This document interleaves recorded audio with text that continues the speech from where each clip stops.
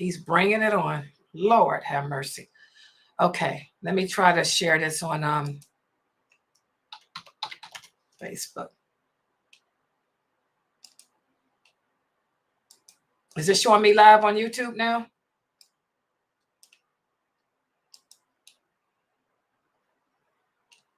Okay, there it is. He's getting ready to come back. Yeah, he getting me. I'm lagging like crazy. Look at this. I'm talking. You're live on YouTube. I am crazy. He's getting me good. Boy, he went and got him a powerful daggone machine. Oh yeah. Still can't get in Zoom though, can you? All right. Okay, guys, I apologize. I got a little hacker out there who's nuking the heck out of me. He took me down that time. Oh yeah. He hacked me and got me good. So, and then we had a lot of good questions in here too. Are people coming in there? Because it's not showing me if people are rejoining inside the, and I am sharing, right? I'm on everything. They're slowly coming back. Loser.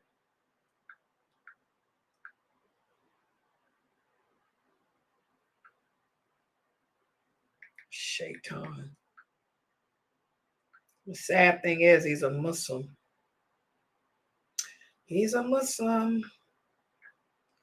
Okay, guys, are the people coming back in on Zoom? I mean, on YouTube and stuff, y'all? Because it's not letting me. Yeah, they are. The brother that had that question, Brother Omar, is he back in there? Let me know if Omar had a couple of questions that were pretty good that I wanted to answer. And again, I apologize, guys. I got a little hacker from out of Birmingham, United Kingdom, who has nothing better to do than nuke me. But any other questions they had, you can go ahead and ask them, inshallah. You were answering the one about Muharram and the Islamic New Year and stuff. Yeah, there is no such thing as an Islamic New Year. Yeah, is that Brother Omar in there? Yeah, there's no such thing as an Islamic New Year. This is innovation. This is imitating the kafir. Whoever said that there is a liar. Tell them to bring the dalil. Just tell them to bring the evidence where the Prophet Muhammad ever said that there is a such thing as an Islamic New Year. That's not even part of the Arabic tradition. It didn't exist in the 6th century. Tell them that to bring the hadith or the verse of the Quran where Allah said we celebrate a new year or any of that. And Allah knows best. Were there any other questions before we got nuked off? That was the last one. Brother Omar, are you here? Let me know if Brother Omar joins. He had 3 questions here. Okay, and while we waiting on Brother Omar, let me bring up the topic that one of the sisters here asked me about, and I got it right here. What would you do? You're a Muslim woman. You were born and raised upon Siratul Mustaqim. You've never tasted the sweetness of life before. And what do I mean when I say the sweetness of life? That means you never drank, you never smoked marijuana, you never fornicated, you never adulterated, you never been to a club, you never been to a strip pole joint or none of that other stuff. Okay? You had a Muslim Islamic life. Now that you're an adult, you got 2 2 propositions. One from a man who has tasted the sweetness of life. What does that mean? He converted to Islam when he was 20 years old. Before he became a Muslim, he used to drink, he used to fornicate, he'd been to strip clubs, he did all that stuff, gang bang and all of that. But he's changed. He's no longer that part of that lifestyle. He's a righteous man. He's been Muslim for a long time. He's been Muslim, let's say, for about 20 years. Okay, he's a good Muslim. He prays, he wears the beard, he fulfills his obligations to Allah, he fulfills his obligations to his family. Nothing bad about him. He's a provider, maintainer, and all of that. But he's a convert. And then the second proposition that you have is a man who's righteous too. He's a good Muslim too. He's a provider, maintainer, and all of that too. But he's like you. He's not a convert. He never tasted the sweetness of life, meaning he never partied, he never drank, he never fornicated, he never was gang banging or any of that. So which one do you choose? What do you sisters say? Anybody want to comment? And please do. What would you do in a situation? The question here is, since the question here is not so much to me that he's a convert, because converts, he's a good person. He might have did that, and what you did before Allah washed all that clean anyway. So that ain't even the question is, since I have never tasted the things of life, you're supposed to marry somebody like you. So you need to get the little boy ain't never did nothing, because you ain't never did nothing. Get like what you are. That's my opinion on it. What y'all think about that? I agree. That's also one way of looking. That's one of the things. And the sister that called me, that's one of the thoughts she had. Well, you know, anyone else? Go ahead. I have something to say. A person who is a convert, he's good, he's doing everything he's supposed to do, versus the person that's a Muslim and was raised, I would look at it as the family, because a convert has a family that's probably not Muslim. No, this case, his family's Muslim. His family converted. He converted when he was 20. The convert family is Muslim? Yes, they all Muslim. His family converted too. The convert's family is Muslim.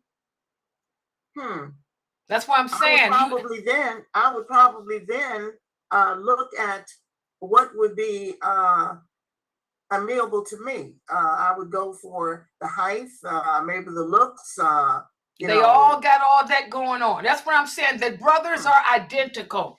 There's nothing wrong with either one, except one is a convert, the other isn't. And that's the dilemma that this sister is in. And and she asked me, she said, Sister Laila, let's look at you. She said, what would you do if you were in this situation? She said, you got two brothers who are people of knowledge like yourself, on the same level I'm on. But one is a convert and the other has been Muslim all his life. What would you do? And when she presented it to me, I was like, wow, I never thought about that. Never been in a situation and never will. But it's something to think about. And there's pros and cons, you know, for both sides. I mean, anybody else, what would you do? Somebody that, anyone else? Let me hear from the rest of you. I would choose the born Muslim because he grew up on the fitra, and plus he fits her the most. And the person, in regards to the Prophet peace be upon him, in regards to marriage, he said choose the fittest. And the brother that's born Muslim is the fittest in regards to being born Muslim and practicing. Okay, I can see her perspective. Anyone else? Well, I will beg to differ. And the reason why I beg to differ, for so many reasons, but I'm gonna try to keep it short and sweet. If you want to, would you like to turn your camera on, Brother Daryl? By the way, guys, this is Brother Daryl Abdullah Kirk, the one whose book y'all supposed to be buying. He's the one that wrote the books here at the website. Turn that camera on, fam mate. I can't turn it on. You don't get. I don't fam have mate. I got it. It's on now. You can turn it on. Okay, try it now. I'm just gonna say too before Brother Abdullah talk. I disagree too. Wait a minute, nobody needs you to butt in yet, Carmela. Yeah, I got the butt in. I got the butt in. Carmela, don't mess with the convert. The convert has a choice.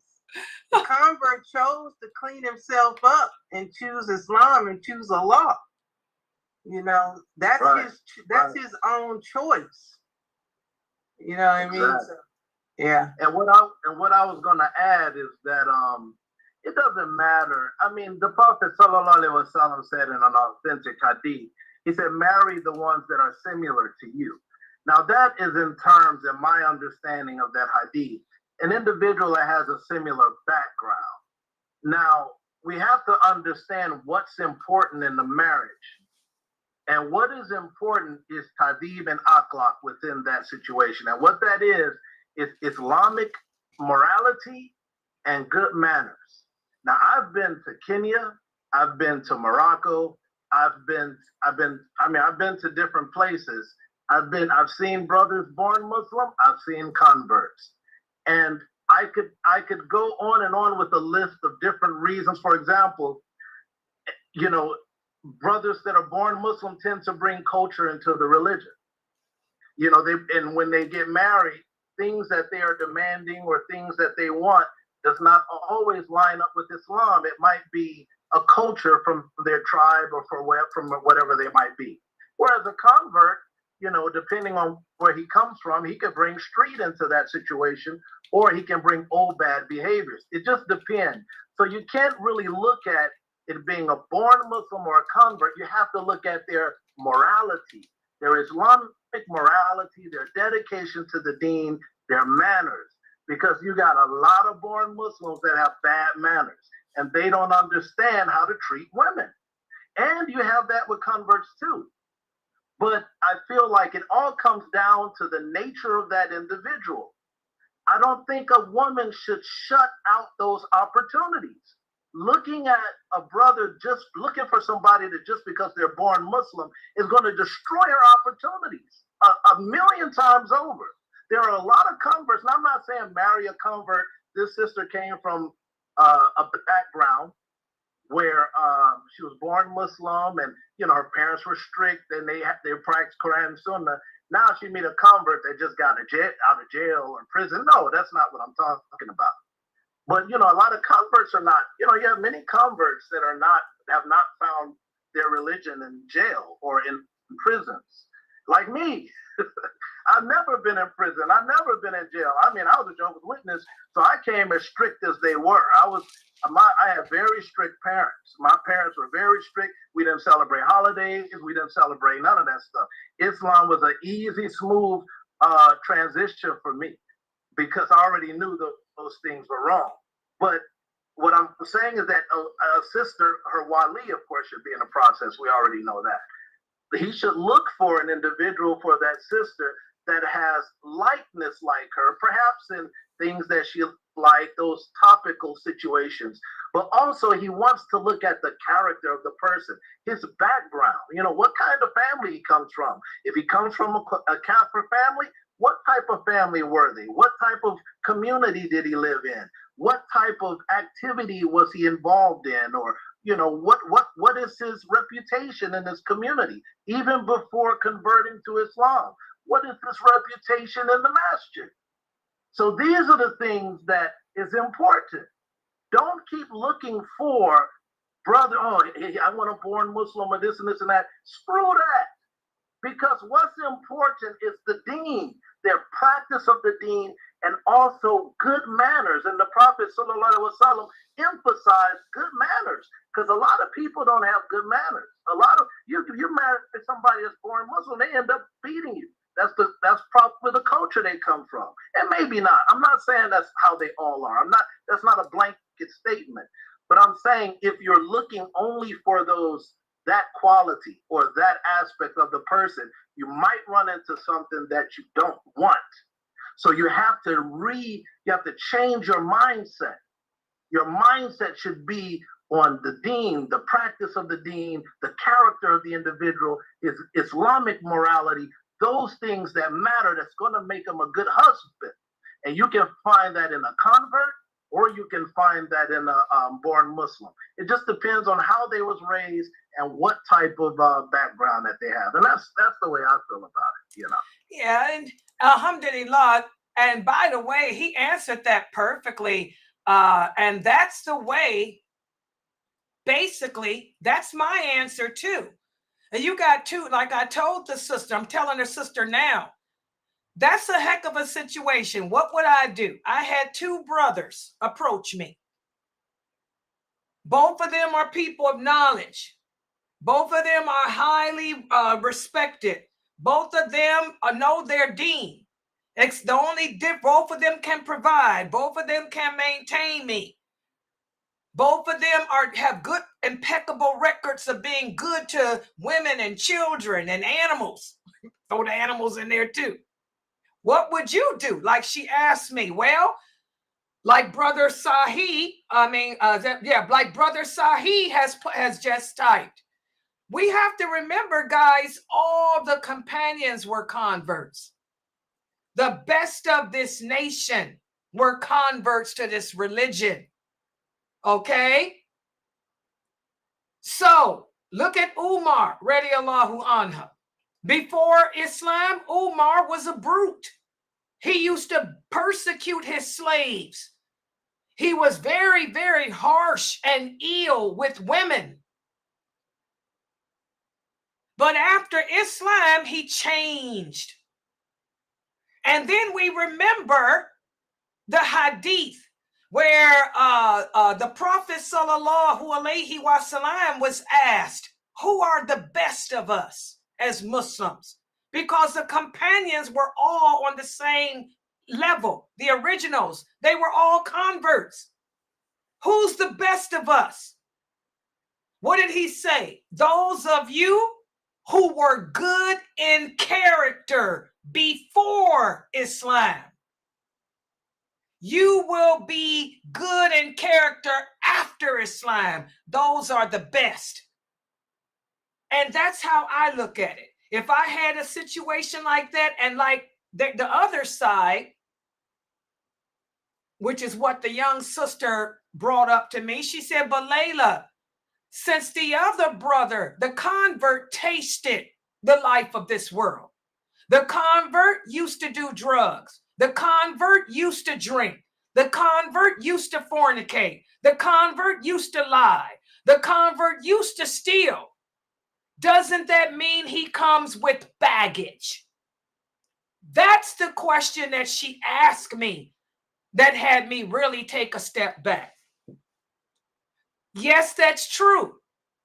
The convert may bring into your relationship baggage that the other brother won't bring. The convert may have this desire to want to drink, to want to get high. He may have this desire, or he may have the mannerisms. As Brother Abdullah Kirk said, he could have the mannerisms of stringing women along. You know, he used to live with women, shack with women. Marriage could possibly not be as important to him as it is to the other. But none of that stuff matters because you're never going to know until you marry the person anyway.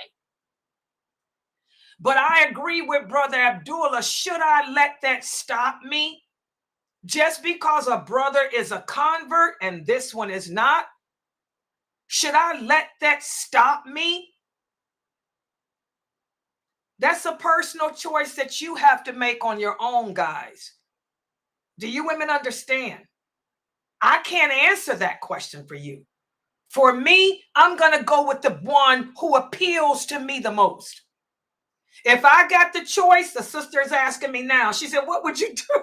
I'm getting ready to answer.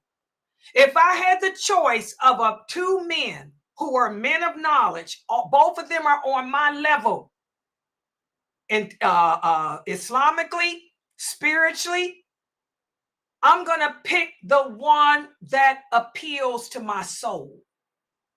Do you sisters understand? You young sisters probably don't, but the older sisters here do. Which one is my soul reaching out to? You know, have you heard how some people will go out and buy, say a person, I remember one of my coworkers shared this with me. She wanted a puppy. So she went to a pet store and they told her pick whatever puppy she wants. And she said, how do I know which one to pick? And the pet owner said, oh, just you'll know. So she said she went to each puppy, picked them up. They snuggled up against her. pick another one up, snuggled up against her. Then when she got this other one she picked up, he didn't snuggle. He looked at her into her eyes. And when he looked into her eyes, that's when she knew. Being an older woman like I am, I don't care if a man is a convert or not. All I care about is, does he know this deen? Does he understand this deen? Can he quote hadiths? I'm going to tell you, want to know what Laila would do? He got to show me that he know this deen. I don't care that he memorized no Quran. That ain't important. Do you know the meaning of the Quran? Tell me the history. Tell me about those companions. Tell me about the hadiths. What does this hadith mean? That's what appeals to me. Whichever one that my soul will connect to. Y'all get it? And by the way, I found myself in that situation before. Oh yeah, old woman. I've been in a situation before where I've had a lot of proposals. Which one you want, Laila? They all good brothers. But when I took a look, when I met the person, you know, you connect. Which one do you connect with, sister? And that's my answer. When you're at, which one of those brothers are you drawn to? You will know. What do y'all think about my answer with that? That was pretty good. Oh, it's true. Maybe because we know with age comes wisdom. Let me tell y'all something. I got 4 brothers. I got some crazy brothers. Do you know that we were always raised, don't you marry no convert. You better marry a brother that's born Muslim. I've heard that all my life, don't you marry no convert. You would better marry a person that's born Muslim. You hear that as when I was a kid, that's what they used to say. Okay, but when I got the age where I wanted to get married, I could care less about him being a convert or not. It was who was my soul drawn to. My first husband was a convert. I was drawn to him.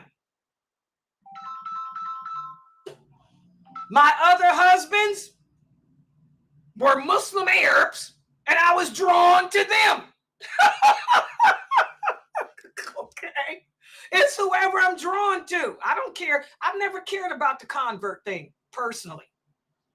It's which one gets me, who can read me, who appeals to me, who is my soul comfortable with. If my soul comfortable around him, it's him. Y'all get it?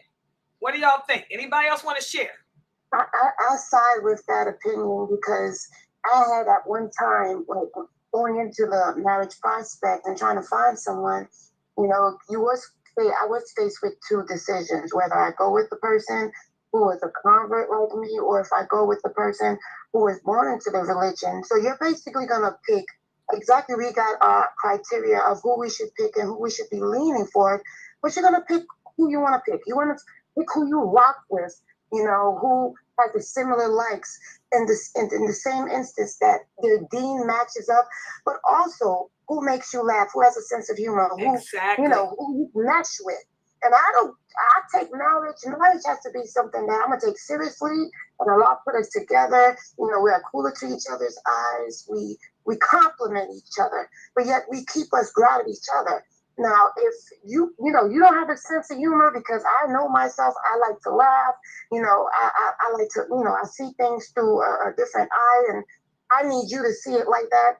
I can't be with somebody I can't laugh with, who don't have a sense of humor, who can't mesh with me on that. So regardless of if the person is a convert or not, it's just who I mesh with.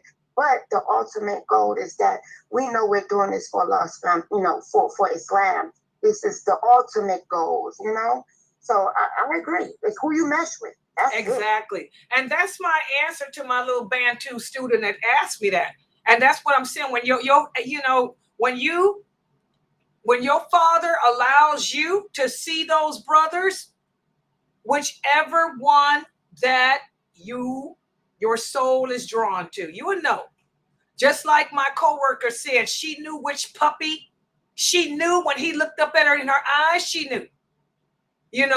There'll be something about him that will just make you know. It'll come natural. Because alhamdulillah, you got two good brothers who are interested. Because that's hard to find brothers who are practicing the deen. Brothers who are able to provide and maintain you. Brothers who have good, impeccable reputations. So you got, both of them are good. But you will know whichever one your soul connects to. And by yeah, I'm sorry. Go ahead. That statement you made, Sister Laila, and I'm sure you full well know this, you memorized the hadith, but it's in line with that hadith where the Prophet ﷺ stated that souls are like recruited soldiers. And he said they get mixed up with those similar with them in qualities. And then he also stated, and oppose and drift away from those who do not share their qualities. And that's in Sahih Muslim. That's an authentic hadith. And that's true. Just like you said, you'll know who you mesh with. And of course, with istikhara and dua and all of that, you're doing the right thing. Allah will guide you accordingly. But that is true. The souls will know each other. Exactly. You know, and that's the hadith. Water seeks its own level. It does. You know, remember, guys, we talked about the human souls. You know, the souls are kept in a place known only by Allah, with Allah. Sometimes we connect. We come when we connect. You will meet this brother and, oh, wow, we connect. Perhaps our souls remember each other from when we were up there with Allah. You know, you'll know. It'll happen. It'll just come. So I wouldn't worry about it. Okay, any questions too? And by the way, here, Brother Omar, is Brother Omar here? Brother Omar asked the question. He said that his imam said that women who wear lipstick is zina. Again, I tell you guys, when we play around with these Arabic words, Arabic is a language. It's not a religion. And so he wanted to ask me, is it true that because a woman has on lipstick, she's committing zina? That's a big thing to say. You know what you're saying in English. Let's take the Arabic away.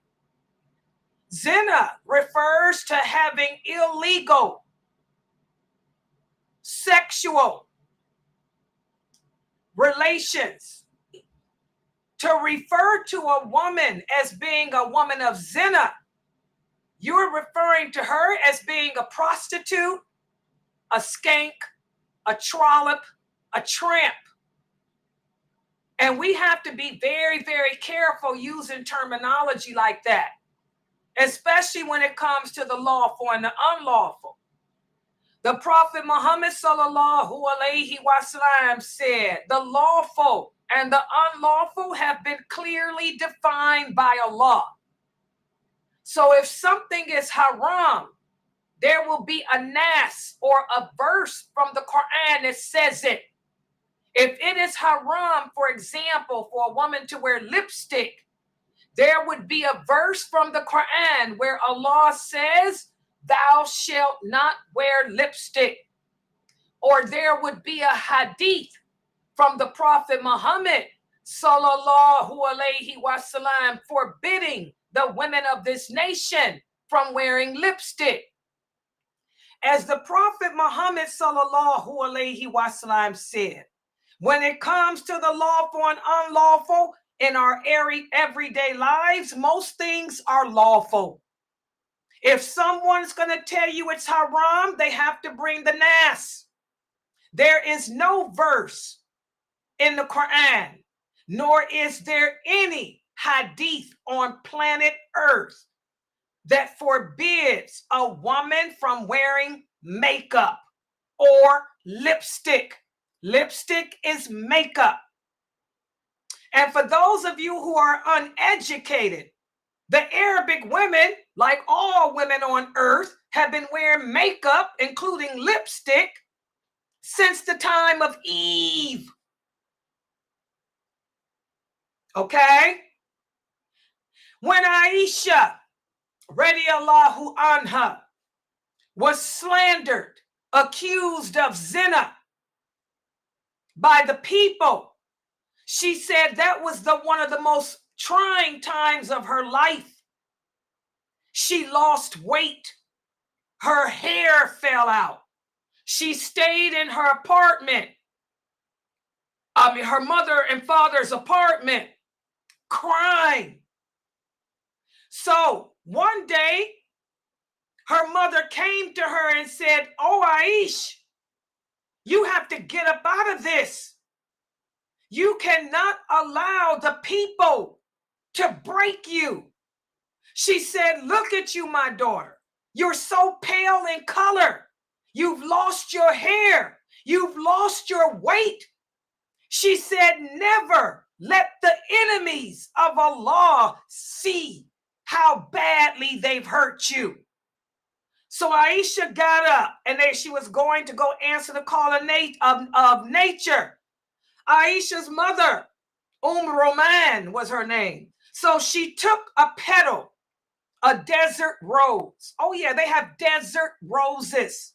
She took a desert rose, rubbed it on her fingers like this, and put it on Aisha's cheeks because she was so pale. And then she took the desert rose and made Aisha rub her lips with it to stain her lips so she wouldn't look so pale. And she told Aisha, "Put on your cape." By the way, the prophet's wives did not cover their faces. I keep telling y'all that's not a part of Arabic women's dress. I'm an Arab woman. I have a degree in history. Do the research. In the 6th century, the prophet's wives wore hoods, and they would bring the hood down over their eyes like this, so all you could see was this. So when the women gathered to go outside to answer the call of nature, Aisha put her cape on with the hood and brought it down so they over like this, so all you could see was just this part. That's how they covered their faces. Or sometimes if they didn't have their hood, they would do this and take it down. But she put her hood on, and her mother stained her cheeks and stained her lips and told her, when you walk out that door, she told her daughter, you walk with your head up high.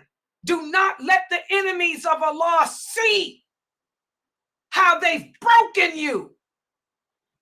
Okay? The prophet's wives wore makeup. Also in Sahih Bukhari. Even when the Prophet Muhammad sallallahu alaihi wasallam sent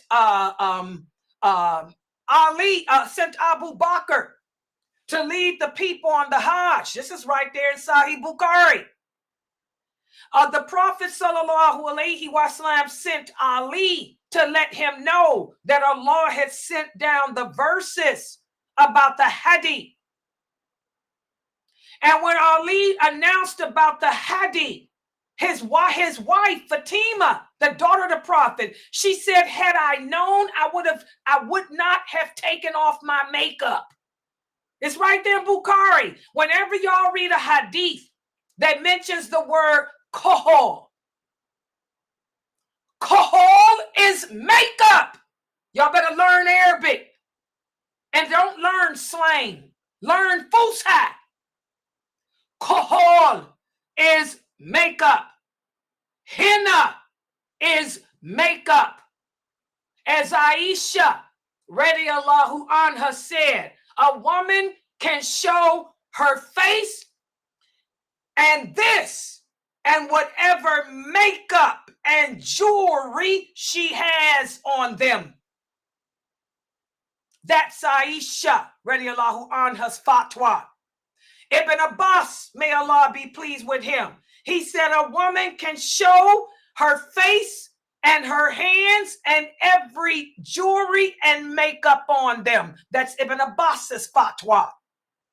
Ibn Umar, radiallahu anha, he said a woman can show her face, her hands, and whatever makeup and jewelry she has on it. The Arabic women wore nose rings like I wear. Oh yeah, They used to paint their faces with henna. Henna is a makeup. It's a makeup. Kohol. They wore what I got on. This is kohol. It's a makeup. They would stain their lips with petals. They would stain their cheeks with petals. So we have to be very careful, guys, of saying something is haram, especially when we don't understand our religion, because you'll come upon a person like me. I know the hadiths. I know my deen. I know my deen. I know my deen. I study from the best scholars that ain't even living today. Ain't even living today. They're dead. And by the way, even Sheikh El-Bani has the fatwa saying the same thing when he put out his fatwa that a woman doesn't have to cover her face. He used Aisha's fatwa. He used Ibn Abbas's fatwa and Ibn Umar's fatwa too. Check it. For the fatwa lovers, go check El-Bani's fatwa. Y'all never mention that? Makeup is not haram. If it were, bring the dalil, because I can bring you about 15, 20 hadiths where the prophet's wives all had makeup on. Women have been wearing makeup since God made Eve. It's good and clean. You brothers, stop making life hard for these sisters and go learn history. Go learn history. Okay. All right. Any other questions? So if your imam is calling women prostitutes, you better tell your imam to be careful, because Allah doesn't like people slander and believe in women. That's the same thing they did to Aisha, radiallahu anha, slandered her, called her a woman of zina. Y'all better be careful referring to women as being women of zina. Y'all better watch what come out your mouth, because it's going to come back and bite you in your derriere real bad. That's truth. Don't get it twisted. Okay. All right. Any other questions? Go ahead, Fame. Did you take care of that person, Norto? Norto, did you do that for the person on Twitch? Norto? She's not in here? Okay. Yeah. Any other questions? Go ahead. Go ahead, brother. I don't see any right now. Well, we'll talk to brother here. Go ahead, brother. Type your question. Go ahead. Okay, he's asking me, of course. He's asking me, is it lawful for them to marry a non-Muslim woman? Well, Allah is clear on that in the Quran. Allah says lawful for you is the food of the people of the book and also their women. But you have to learn the hadith. There's conditions for that women. If you learn the hadiths are the explanation of the Quran. Okay? The woman, the Christian woman or the Jewish woman, her heart should be inclined towards Islam. And also she must be chaste. I don't know that many chaste Christian women today. If you look up the meaning of the word chaste, chaste means that she dresses modestly. Chastity is not just determined by virginity. Chastity is determined by dress, appearance, behavior. Okay? If she's walking around looking like Nicki Minaj, that's not a chaste woman. If she's got boyfriends, that's not a chaste woman. If she dates men, if she goes out on dates, that's not a chaste woman. You understand what chastity means, brother? And also, her heart should be inclined towards Islam. She cannot be an enemy of Islam. A lot of these Christian women, they want to marry you brothers to try to convert you. They think they can convert you to Christianity. That's not a lawful woman to marry. Her heart's not inclined towards the law. Her heart's still inclined towards disbelief. So yes, you can marry Christian women, but there's conditions. And those are the two conditions: chastity and heart inclination. You brothers understand that? Yeah, that makes sense. Because in the next verse, Allah says a believing slave would be better for you if you only knew. Okay? Yeah, I personally don't know why any brother would want to choose a non-Muslim woman. We have so many Muslim women in the world today who are in need of husbands. I don't know why any righteous believing man would even consider marrying a non-Muslim woman. The Prophet Muhammad sallallahu alaihi wasallam was the greatest example for us. Okay? Even though Allah sent down that verse saying that you could do it, did he do it? He never. None of his wives were anything but Muslim. All his wives were Muslim. And the same with the original companions. The original companions did not marry Christian women either. The original companions, all their wives were Muslim. In fact, they divorced them. The wives that refused to convert to Islam, Abu Bakr divorced them. Umar divorced them. So we should try to live up to the standards of those companions. I mean, why would you choose a woman that has no fear of Allah over a woman that does? That's a good topic too for discussion here. Yeah. Yeah. Yeah, go ahead. Any other questions? Go ahead, just type them. Inshallah.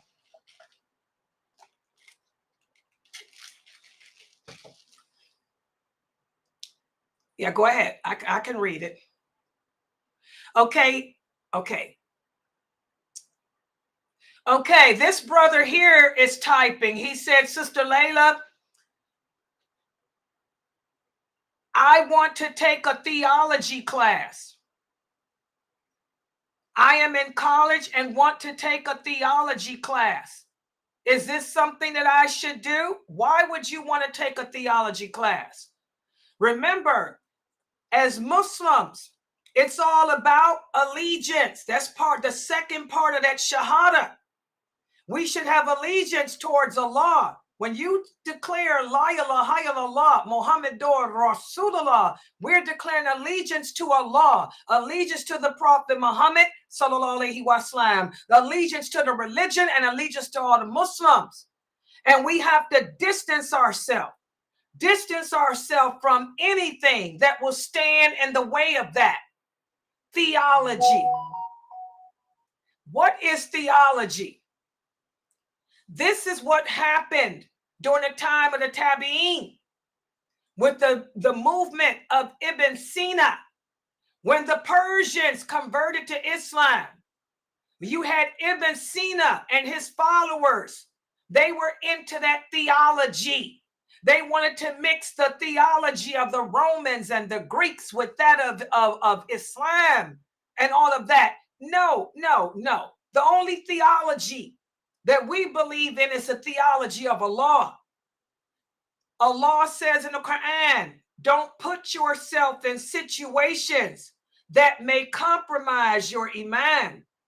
Don't put yourself in situations that may cause you to second guess your belief. Why would you take a theology class that's speaking about the Bible? By the way, the Bible doesn't exist. The Torah doesn't exist. Allah says in the Quran, he destroyed those books. And whatever good was in them, you'll find it in the Quran. The 10 Commandments is in the Quran. The story of all the prophets is in the Quran. The angels in the Quran. So why would you take a class that's based on falsehood when all it's going to do is cause you to question and doubt what you think you know? Don't go near evil. Stay away from that which can impede upon your belief. So no, I would not take theology. And by the way, I have degrees too. I graduated from colleges too. I stayed away from those classes. Take some communication classes. If you have to take a philosophy class, take deductive logic. That's what I took. Take a deductive logic class and take a symbolic logic, because that's dealing with numbers. It's not dealing with Einstein. It's not dealing with theology. It's dealing with how to convert language into numbers and symbols. That's what I did. So take deductive logic or symbolic logic. And Allah knows best. You got that? Exactly, brother Sahi. I couldn't marry a non-Muslim. If I was a man, oh, I don't know what would. Well, nowadays we have a big fitna. We have Muslim women marrying Kafir men. Oh yeah. That's a big fitna. A lot of our Muslim girls who were raised Muslim marrying Kafir men, getting pregnant by Kafir men. Subhanallah. We're living in the days of fitan, and that's horrific. I got women here in my website who are married to Kafir men. Can y'all believe that? Oh yeah. I got a couple of people in here who's supposed to be Muslim women, but they still shacking up with a Kafir man. And guess what? None of their good deeds is accepted. And I tell them all the time, you better pray you don't die. Because if you die right now, all your good deeds are in vain. Because that is a terrible sin. A Muslim woman cannot be with a non-Muslim man, period, dot. The fact that you still with that man means that your love for him is greater than your love for Allah. You love that man more than you do Allah, and you will be raised up. As the Prophet Muhammad said, you'll be raised up with those whom you love. So you and that big man will be standing together near the hellfire on the day of judgment. I got 2 Muslim women who just won't let go of them Kafir men. So they're adulterers. What's the sin? Adultery. That's what the Prophet ﷺ meant in that hadith when he said some people, a man will be raised up, an adulterer will be raised up as a kafir. Why? Because your love for that sex, your love for that person was greater than your love for Allah. You brothers and sisters, y'all got to get that together, man. Y'all better choose Allah. Yeah. Yeah. Wa alaikum salam. Any other questions? Go ahead and type it. I know I had to, a lot of you, I missed an hour because I was being nuked on here. So I'm making up for it. Staying a little later to make up for the questions I had to miss because of that. Yeah. Yeah, go ahead. Yeah, type it. Yeah, go ahead. Right. Okay, the sister here is asking, what about this? She said she converted to Islam. She was married before she became Muslim.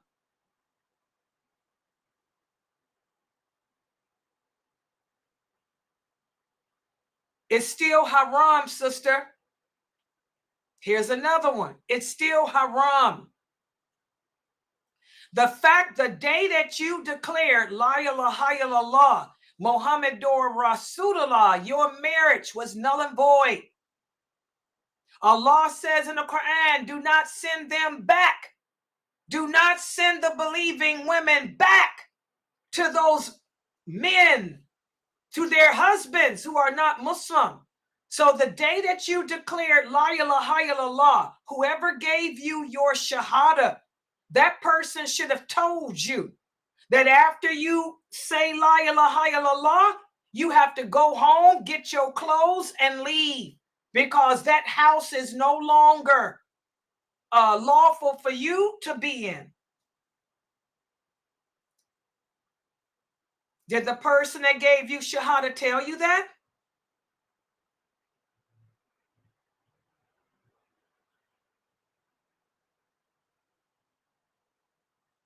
Okay. She typed, listen at this, guys. She said that the brother told her that she had a 3-month grace period. What?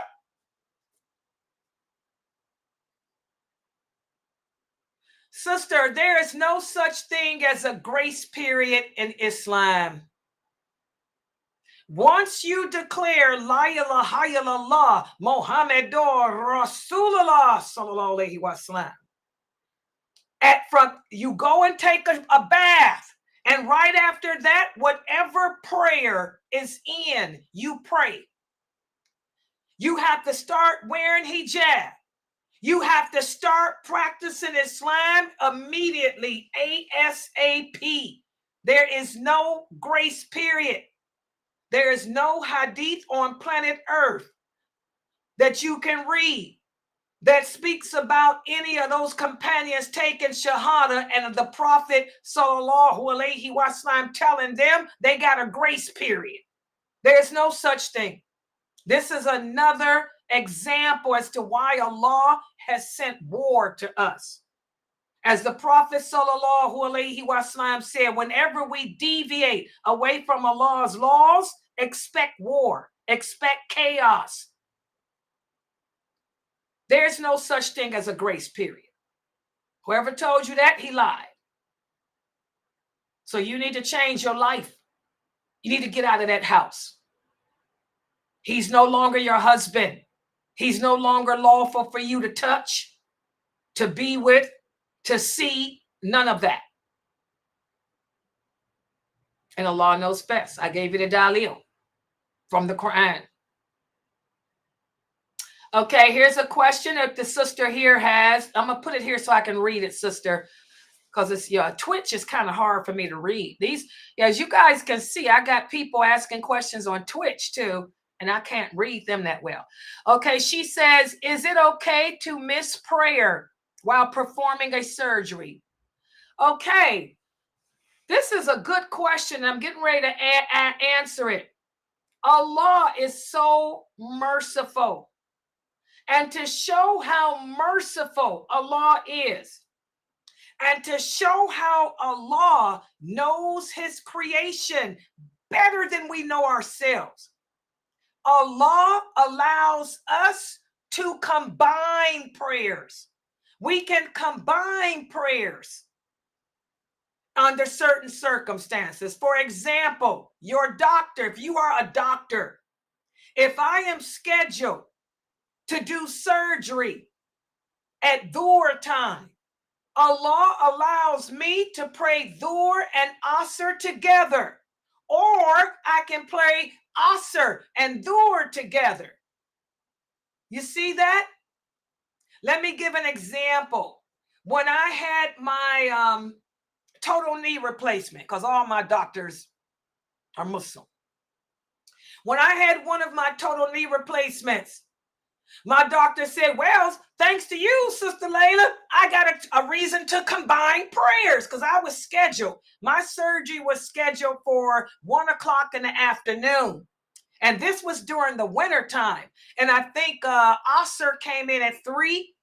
So he said, well, right before they put me to sleep to do the surgery, he said, well, Miss Nashiba, the good thing is, because of you, I can combine my prayers.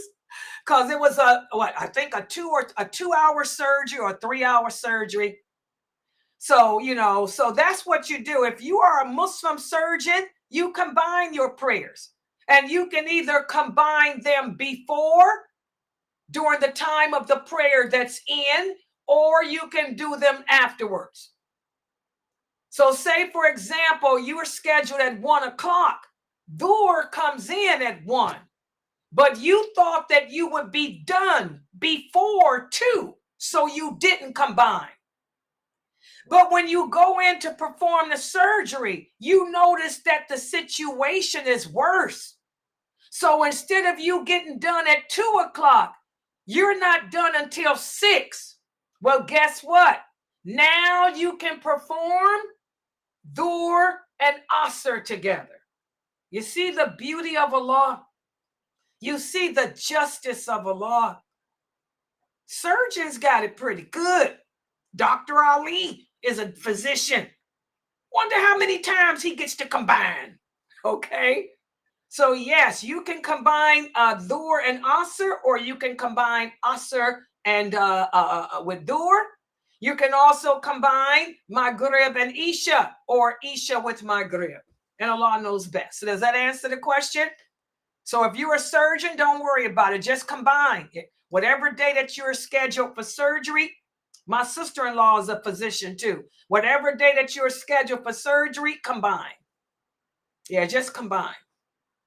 That's what most Muslim doctors do. Yeah, easy. Allah made it so easy for us. And yes, this sister, what about nurses? The same thing, a nurse too. If you are an operating room nurse, my daughter is. My daughter works in an operating room sometimes as a nurse when she wants some big money. You know, they can combine too. You're going to be scheduled for surgery. You know, if your surgery might, is coming in between 2 prayers, you can combine. So that applies to nurses too. Yes, anybody in the healthcare field. Yeah, that's an excuse to combine in the healthcare field. I used to combine. I worked with the jinn. Oh yeah. I worked in the Department of Developmental Disabilities. I worked with the jinn. Oh God, I don't miss it. I'd have to combine. When I had to do overtime, I would combine a lot because I'd have to be on the floor. That's why my knees got tore up. We have to take a client down, put them in a hold when they possessed. Girl, I'd be on that floor rocking and rolling with them shaitans. I'd say, oh my God, I got to combine Maghrib and Isha. I've been sitting on this floor with them since Maghrib. Now I got to do Maghrib and Isha. That's why my knees are messed up. That's why I had to have surgery. Yeah. Yeah. Medical field. Yeah. Health field. Yeah. Different reasons to combine. Yeah. Allah is merciful. Exactly. The sister here is asking, you can combine during the bad weather too. Yes, you can. Also sickness. When I got out the hospital from having my total knee replacement surgery, I combined because I couldn't walk. So I would combine. I did Dhuhr and Asr together. And I did Maghrib and Isha together. And there's no time limit on that. I think with the first surgery I had on my knee, the first knee, I combined for about 3 months because that surgery went bad, guys. That was the worst surgery of my life. That first total knee replacement, I combined all my prayers for 3 months. Yeah, there's no time limit. That's the mercy of Allah. You're welcome. The sister here said, thank you, Sister Laila. You make it so easy. She said, thank you, Sister Laila. You make it so easy to be Muslim. People make it seem hard. Alhamdulillah, that made my night because that's what it's all about. That's what it's all about, calling the people back to Islam and its truthfulness with the understanding of those companions, not the understanding of the methods. That's where the problem comes in. Nowadays, when you ask a person a question about Islam, instead of them answering with the understanding of those companions, they're giving you the 4 Imams method. And sometimes they don't get it right. So this happens. One of the moderators, take care of that hand thing. It's messing up the screen. Take care of that, moderator. Yeah.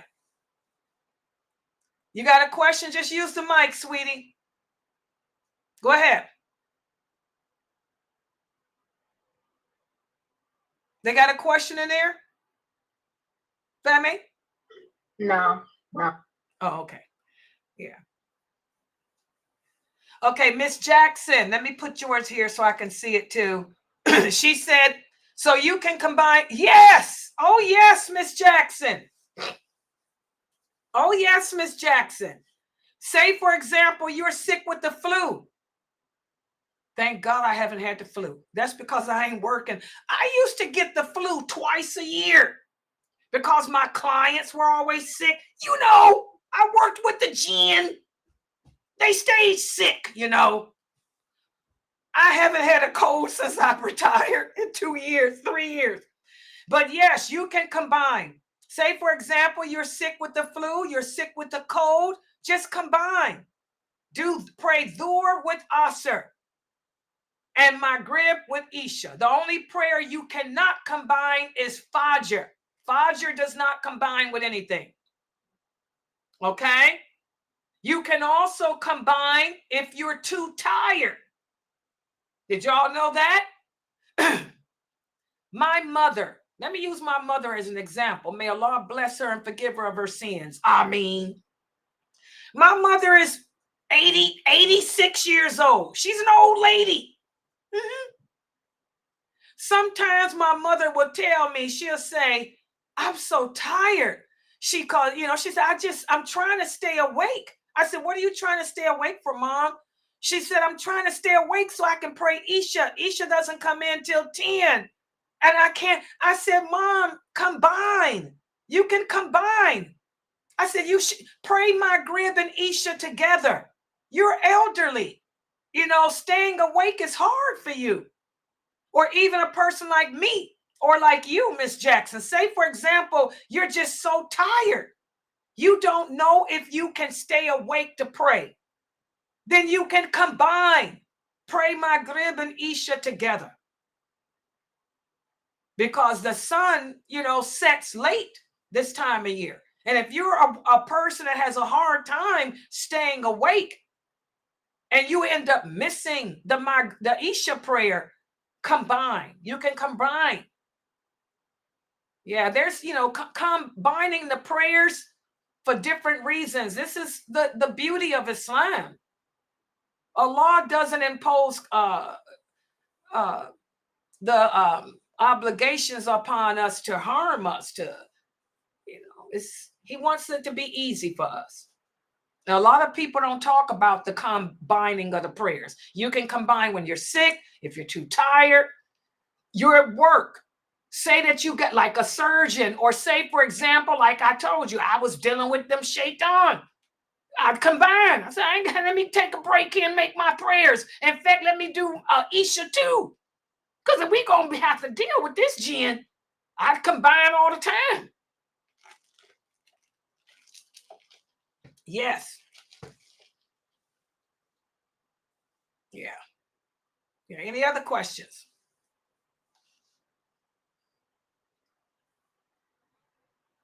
I know. That's how my mother is the same way, Miss Jackson. My mother is the same way. She cannot stay up for Isha. And I have to tell her, I say, Mom, just combine. Do Maghrib and Isha together. Yeah, my mother is the same way. Yeah, don't make it hard. When we make the religion hard, it makes us not want to do it. If we don't learn the shortcuts that Allah has given us, it makes us not want to fulfill our obligations. Yes. Miss Jackson said that she's more amazed each day at Allah's mercy. Alhamdulillah. You just have to learn the religion correctly. Learn from the proper people. Not everybody that's teaching Islam is basing it on those hadiths. Like I said, the 4 Imams, may Allah bless them. They were the best too of this nation. The 4 Imams, they fought hard. For those of you who don't know, read about the 4 Imams. They spent their lives trying to call the people back to the understanding of the companions. But it wasn't them who made the mathabs. It was their students. They little did they know that after they died, their students would end up taking their views over the companions. But that wasn't the four imams. The four imams, they spent their entire lives trying to call to the understanding of the companions. It was their students that did this. Yeah. The dalil for the combining of the prayers. Brother Sahi, you can find the dalil for the combining of the prayers in the book of prayer, Sahih Muslim. I tell all my students, I do a whole series on that. If you go to Sahih Muslim and just start with the book, he has a whole chapter on the book of prayer. And then you'll go down to combining the prayers. You will also find it in Sahih Bukhari too, combining the prayers. And by the way, I have a whole series on it. Can anybody, can y'all put the link to my playlist? Sister Fame, can you copy the playlist I have on the prayer? I taught the whole book of prayer from Sahih Muslim. That's on my on our my YouTube channel. Go to my playlist, the whole class. And by the way, I'm gonna teach it again. By the way, write this down. Mina, is Mina here? Mina, I'm here. remember that I told you yesterday that I was gonna do another that class that's almost ending, and Signs of the last hour. Yeah, no, yeah. Remember I said something to replace it with? Write down the book of prayer. Okay. Because I got a lot of new shahadas now. They need to learn how to pray again. So I can go over that series. And that series is fairly new, ain't it? So I should have a PowerPoint for that, right? I think I did that series about 2 years ago, right? So I should have the PowerPoint. Yeah, so write that down for me. When we finish the signs of the last hour, I replace it with how to pray. Pray like the Prophet, sallallahu alaihi wasallam. I'm going to teach that class again, guys, inshallah, in the next month. And we'll be using the book of prayer of Sahih Muslim again, inshallah. Yeah. Yes, yes, sister, you can, yeah, just combine. Okay, look at this, guys. Copy that link. That's the link to the playlist I did on Sahih Muslim's Book of Prayer. And I'm going to teach that class over again. And inshallah, because I got a lot of new people here need to learn how to pray and the combinations and stuff. And also, Dr. Ibrahim Jermali, give them the link to him too. We have the videos of Dr. Jermali showing you how to combine. He's showing you how to combine prayers. Give that playlist to them too, so they can look and see how it's done from Dr. Jermali. Yeah. Okay. Yeah. Go ahead. Any other questions? Yes. Yeah, a lot of people just think that combining is only when it's raining. No, we combine when we're sick. We combine when it's raining. We combine if there's anything that's out of the extraordinary. You know, anything that's out of the extraordinary. You just can't do it when you want to. There has to be something out of the extraordinary. Like I'm sick. I'm too tired. I'm weak. You know, things like that. Yeah. Yeah, go ahead. Okay, the brother here, he said, Sister Laila, I've heard so much about you from, oh, really? I'm not going to mention that brother's name. He's in the Emirates. Oh, yeah. He talks nice about me. He's been coming into my streams lately. He said, I heard so much about you from so-and-so. He said, and he told me to join your stream because your English is good and you can help understand. He said, I am glad I joined your stream because I understand. Oh, mashallah. May Allah bless you and give my salams to the brother in the Emirates.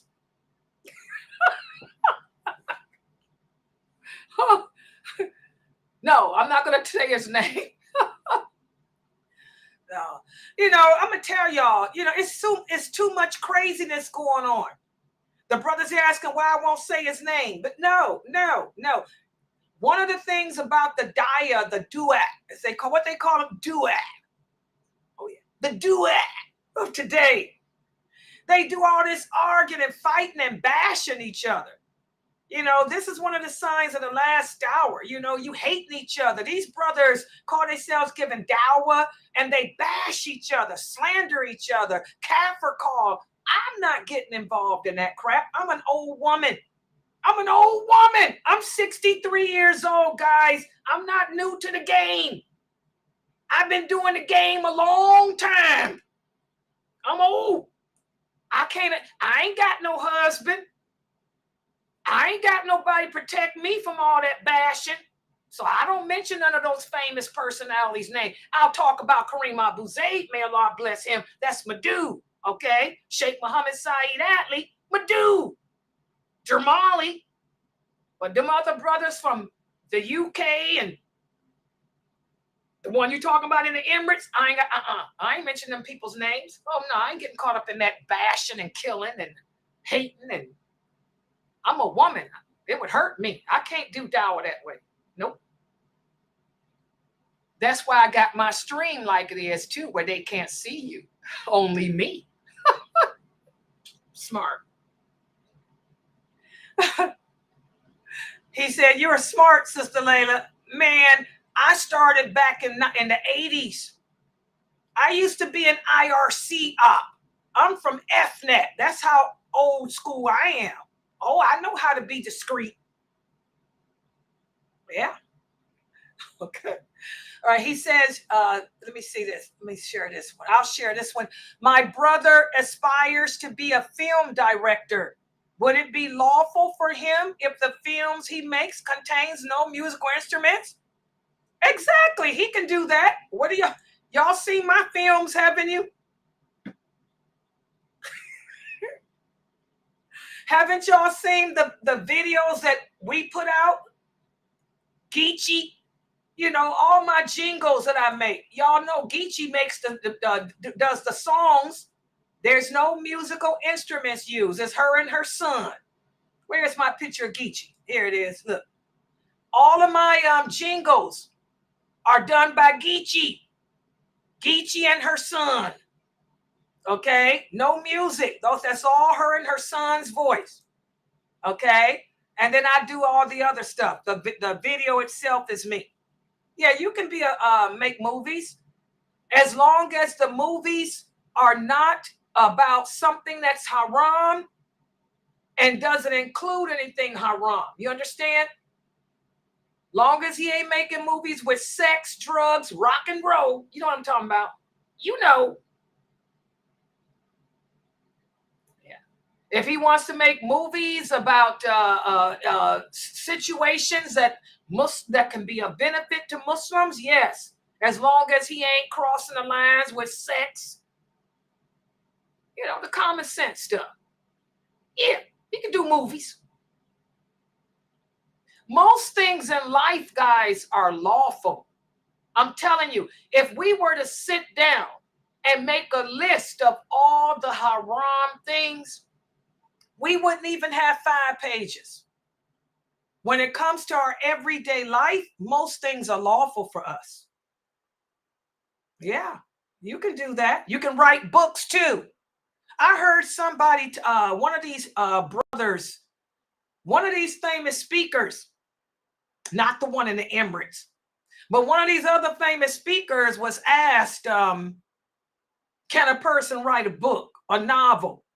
And he told him no, because Allah doesn't like lying and deceit. Who told you that? This is why it's important to learn the history of Islam. Do you know that even Aisha, radiallahu anha, was a poet? That's all the Arabs did. They wrote poems about stuff. Atika, may Allah be pleased with her. She was one of the best poetess of her time. Kanza, another poetess.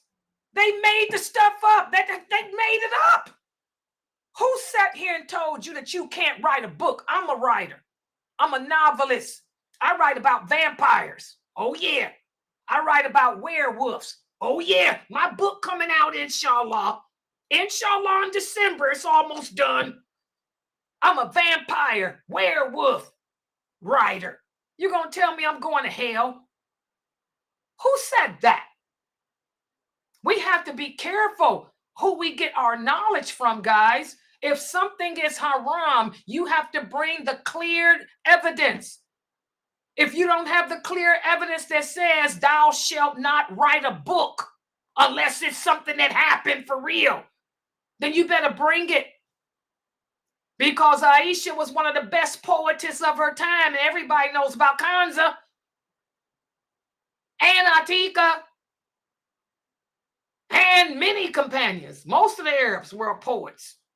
Even our Prophet sallallahu alaihi wasallam enjoyed poetry. So how dare you tell me I can't write? As long as I'm not writing about something that I shouldn't write about. Everything we do as Muslims, we have to do it with dignity, with balance, stay within the guidelines of Islam. Okay, but yes, your brother can be a film director. Yeah, and Allah knows best. Okay, any other questions? Any in the Zoom room, family? Did I make up for the time that we lost from the hacker? Yeah, all good now. Okay. Yeah, tell that brother in the Emirates, you know who I'm talking about. Ask him what is he doing for his hacking? Tell him I notice he's getting nuked a lot. I bet you it's the same dude. Ask him, is the IP that keeps popping up Birmingham, United Kingdom? He does get hacked.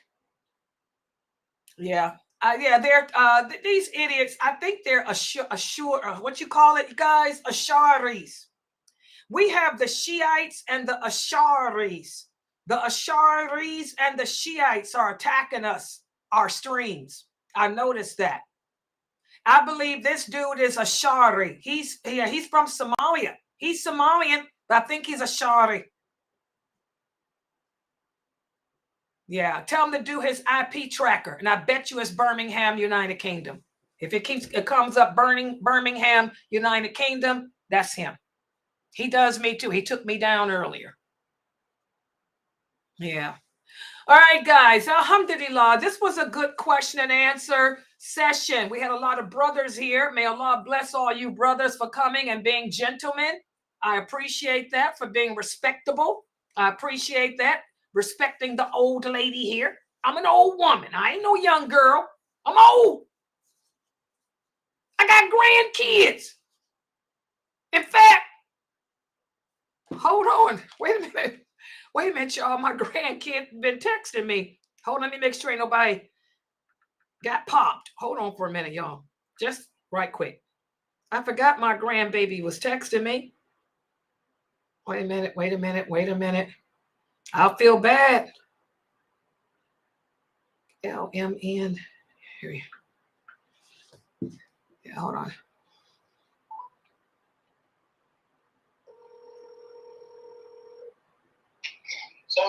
Walaikum salam. Did you call me? Yeah. What's wrong? What? I forgot. Oh, nothing happened? Y'all at home? You guys are at home? Yeah. Your bike is locked up and everything? Oh no, yeah, it's not my bike.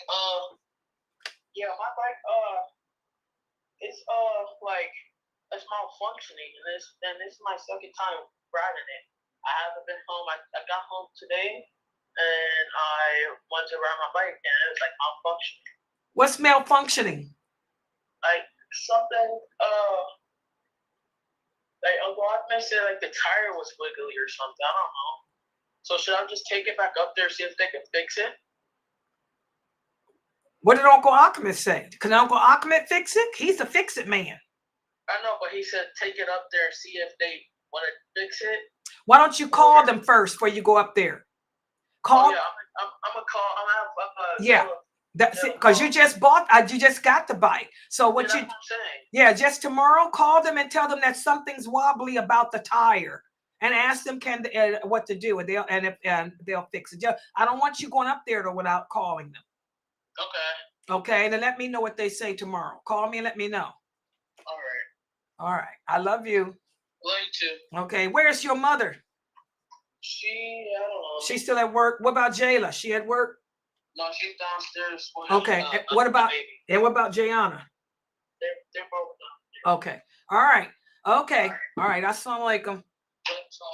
Okay. I'm sorry, guys. I just realized my grandson was calling me. I didn't, want him out. I bought him a new bike. I didn't want him out where he shouldn't be at 12 o'clock at night.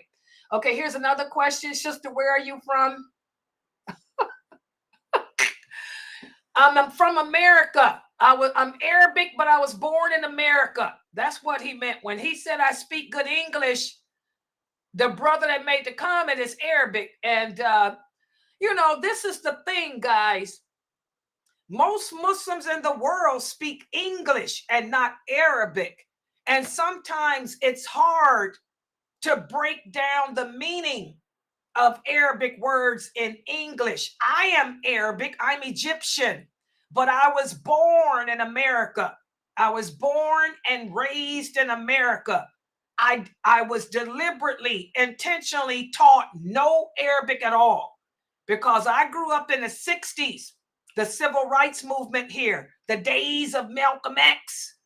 And when Malcolm X was assassinated, the whole goal of the Darul Islam movement was to try to teach Islam in its truthfulness with the understanding of the companions in English. So I did not learn Arabic. My imam, my mosque, my family, no Arabic, but I learned the hadiths.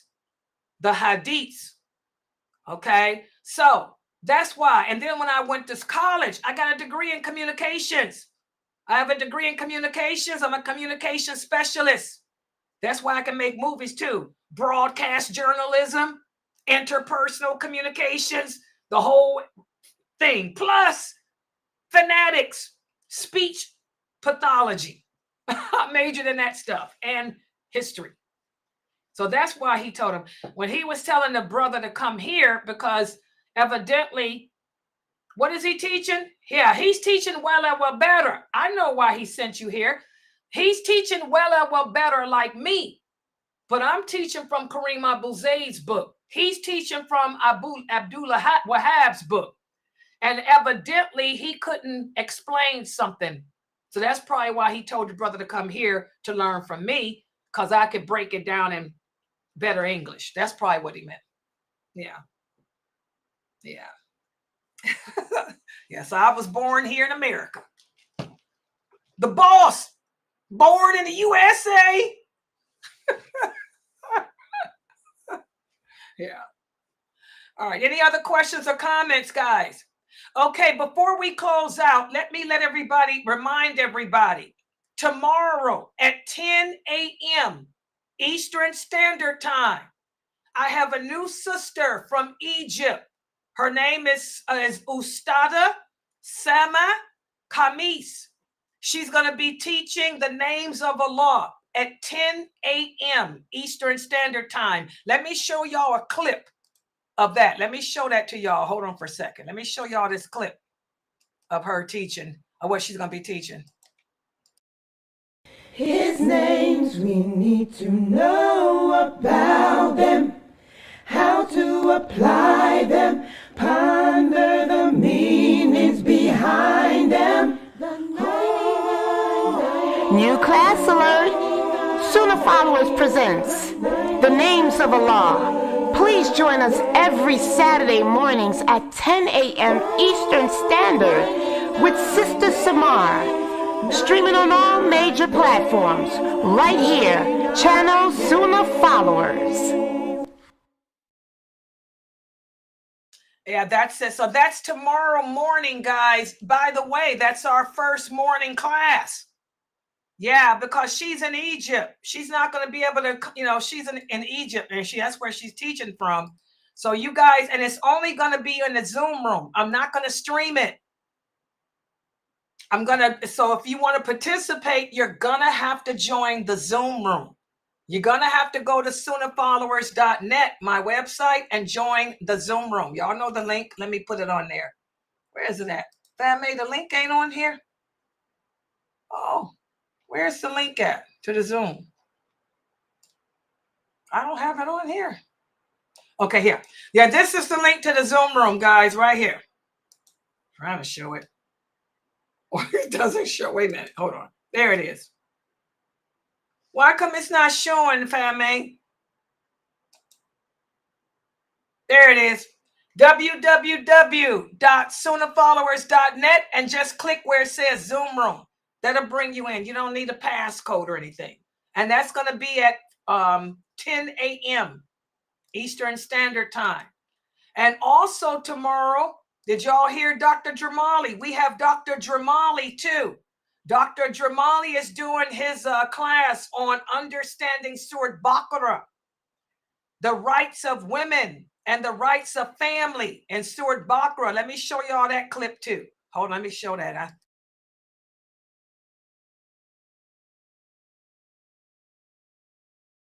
Be mindful of Allah.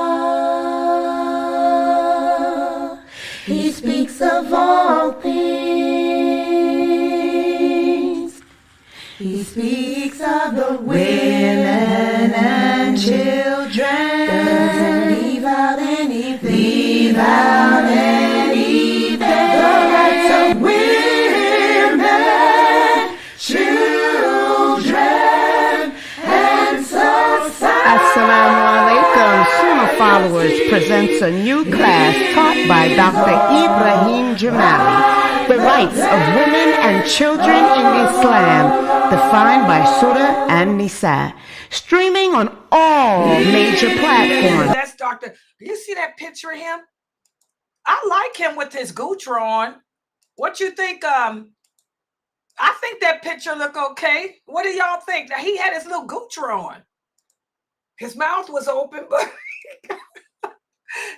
she said, where did I get that picture from? I think that picture is nice. I like Dr. Jamali with his gutra on. Yeah. Yeah, his class will be tomorrow at 9 p.m. He's going to go over the rights that Allah has given women in Surat Baqarah. The ad said Nisa, but it's Surat Baqarah. So that's going to be tomorrow at 9 p.m., inshallah. So anyway, I want to thank everybody for joining and participating in this Q&A. And again, I apologize for the going down earlier because of that little nuker I had. But inshallah, we're going to get him. We're going to get that dude. We really are. And inshallah, make sure everybody is here tomorrow at 10 a.m. Eastern Standard Time. Subhanakallahumma wa bihamdika ashhadu an la ilaha illa anta astaghfiruka wa atubu ilaik. Assalamu alaikum, everybody. Have a good night.